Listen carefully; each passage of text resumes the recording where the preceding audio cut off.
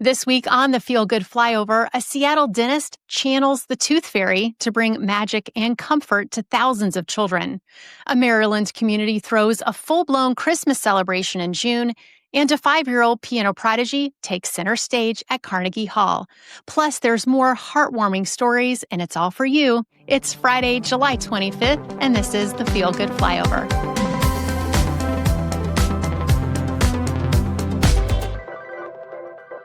Hello and welcome. I'm your host, Amy Hess. All right, today's episode is all about the feel-good moments, one after another. We're skipping the extras this week and keeping it simple. Just heartwarming stories from our Feel Good Friday email edition. If you're new here, welcome. Every Friday, we round up the good news you might have missed and deliver it to your inbox and right here on the podcast. You can sign up for free at jointheflyover.com. All right, let's get right to it. Feel-good stories are cleared for takeoff.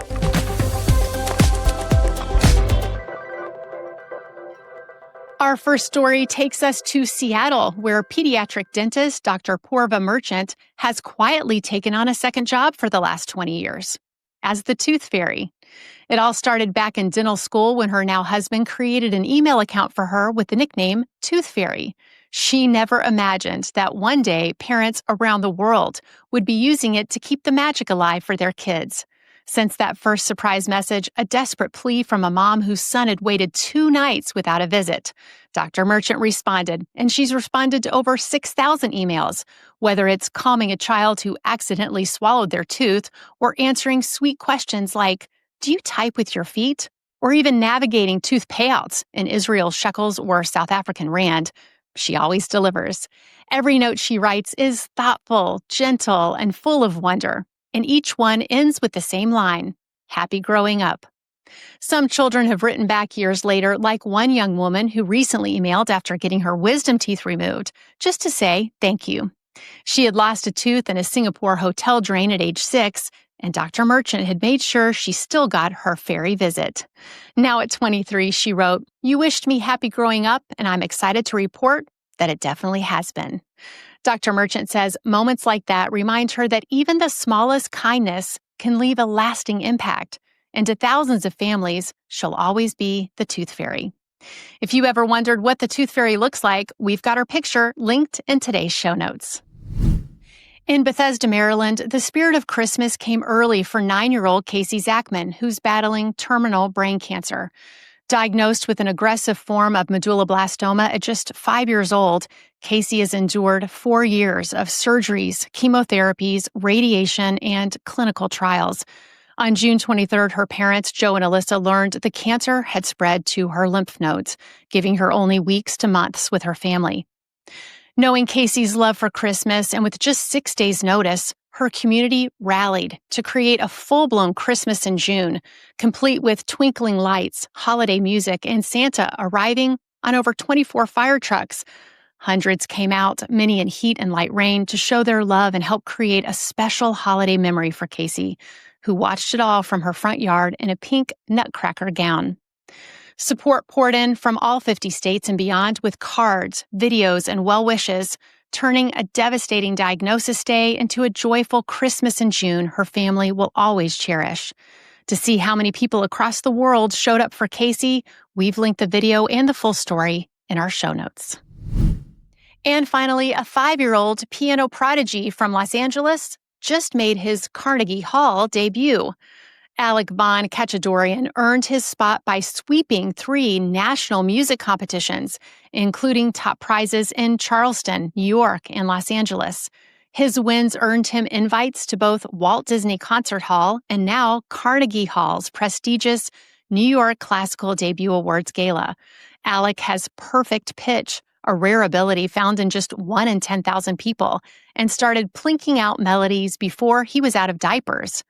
You could just see the huge grin on his face, said his dad, Joe, who's bursting with pride, along with Alec's mom, Diana. At the gala, Alec became the youngest performer ever accepted, dazzling the crowd with poise and talent beyond his years. He even got a rare exception to Carnegie Hall's backstage policy so his parents could be there to support him before he went on stage. "I can't wait to play for everyone," Alec told reporters. "I'm so excited." With Beethoven as his favorite composer and a love for the piano that runs deep, Alec's journey is just the beginning. If you ever wondered what the life of a 5-year-old with perfect pitch is like, we've got his Instagram account linked in today's show notes. We'll also share a bit more about this little maestro in today's video of the week.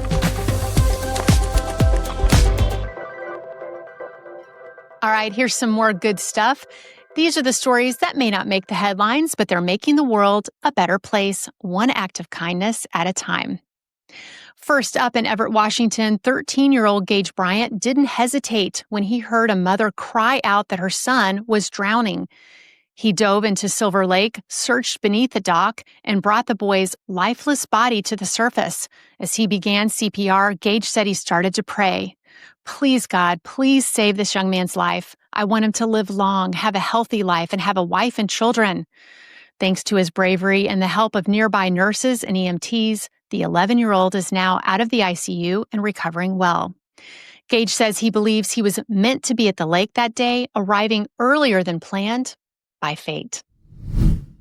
Meanwhile, in Colorado, decades after serving as a Marine in Vietnam, Scott Harrison turned a wartime daydream into a living act of joy. During some of the darkest days at a combat outpost, he'd listen to a tiny music box and imagine a carousel in a peaceful mountain meadow. That vision stuck with him through PTSD, alcoholism, and years of searching for healing, and eventually, he built it. Today, that carousel is real, nestled in Nederland, Colorado, and has brought joy to over 1 million visitors. What began as Scott's personal mission to find peace has become a way to lift others too. A beautiful reminder that even in the darkest places, hope can take root. Up next, a story of compassion. In Arizona, a routine traffic stop turned into a life-changing blessing. When a struggling mom broke down in tears, Officer Scott Daniel, who pulled her over, quickly realized this wasn't just about a broken taillight. She and her children were living in a hotel, barely scraping by, and her car was barely running. Instead of a citation, he called mechanic Marcus McFall, and together they covered over $2,000 in repairs. McFall donated his labor, and a nonprofit helped pay the rest. That one act of kindness set her back on the road, not just with a working car, but with her faith restored. And finally, a heartfelt rescue up in Canada. 2 college students were rafting the Kananaskis River when they spotted a foal pinned against a concrete pillar beneath a bridge. The mother horse stood nearby, clearly panicked, but unable to reach her baby in the rushing current. Anna Galig and Ava Haddad knew they couldn't leave him. One paddled, the other held the foal steady, and together they brought him to shore. But every time they tried to leave, the foal jumped back in the water to follow them. So they strapped a life jacket around him and placed him in their raft, where he curled up and took a nap as they floated downstream. Eventually, a local man recognized the herd from a photo, picked up the foal, and reunited him with his mom. It was a quiet act of bravery that saved a life and a sweet reminder that sometimes the right people show up at just the right time.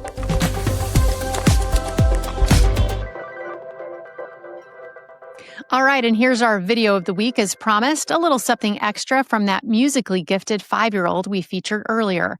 Alec may be small, but his talent is anything but. In this short clip, you'll see and hear why he's turning heads at Carnegie Hall and beyond. Hello everybody, I'm Alec Boncatatoria. Welcome to the show. The Science students have been working hard on the piano and they will play for you pieces from many different musical periods.